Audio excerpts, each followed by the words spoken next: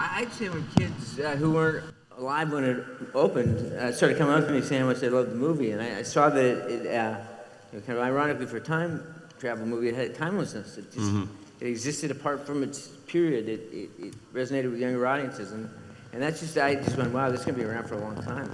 Yeah. These kids like it. My kids haven't watched it, but Really? I don't think so. If they haven't told me about it. They were just watching it in secret. They're watching it in secret. Yeah. I wish I had a reel, a gag reel of how many times I got clipped by that freaking door, the DeLorean door. I just have to take after take it, because whack. Yeah. And I do it again, and then I get inside it, and then they had all the flux capacitor and all that stuff there. And in order to drive it, I mean, it was the worst thing to drive. It had 2 gears, and I'd slam it forward, and my hand would smash into the flux capacitor. My hand would be bleeding, my head would be bleeding.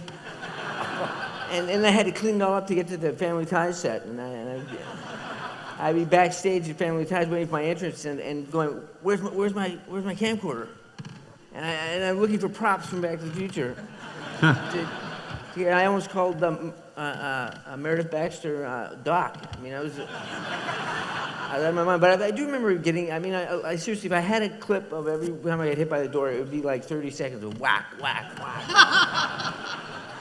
So people say, what would it take to get in the DeLorean again? I said, a lot. Well, Marty would have been without the mentor, the Doc is his mentor, and a way to channel his energy and into curiosity about things and exploration and discovery and seeing that everything isn't as it appears to be. Like this piece of junk can be part of this piece of junk, which can open a can of dog food. This piece of knob can do up to 11 and blow the thing. I mean, just the fact that all things are possible.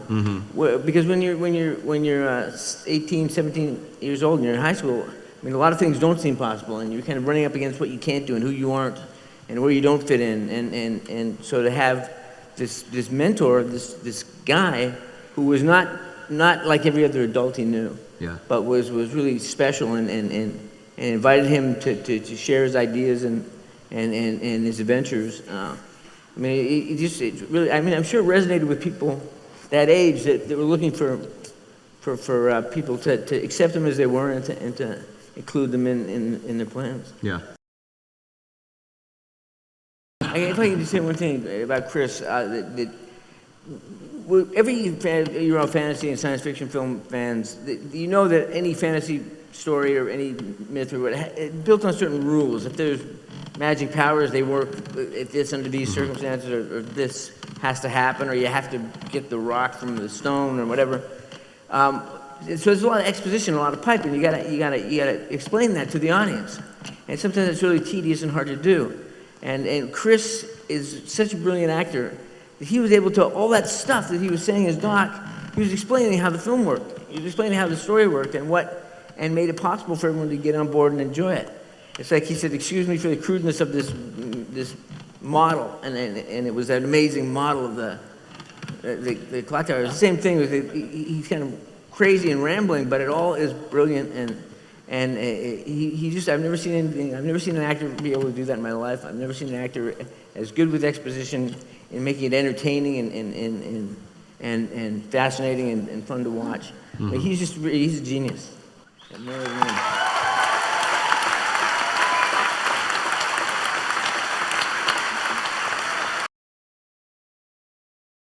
That question kind of goes with what she was just saying, that and I noticed it today. It really filled me up with a warm feeling that here all you guys are, half of you are dressed as other people and other characters in crazy costumes and stuff, but you're the most genuine, real people that I've ever met. I mean, I met one after another, and I just thought, these are people with their heart on their sleeves and love what they love and love being together and love doing the things that they enjoy.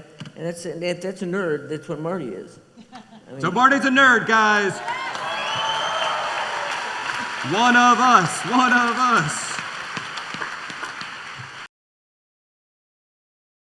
Probably the first one, just because it was such an overwhelming experience. It was, like I said, doing the show and the movie at the same time. But just to step in with these amazing people this cast and Bob and everybody, and really kind of, I was just about 5 or 6 years removed from being a kid in Canada, like, just, thinking I was going to work on the fish docks or join the army like my dad or do something.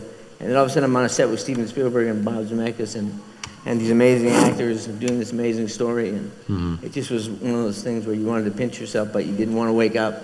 Yeah. It just was an amazing experience.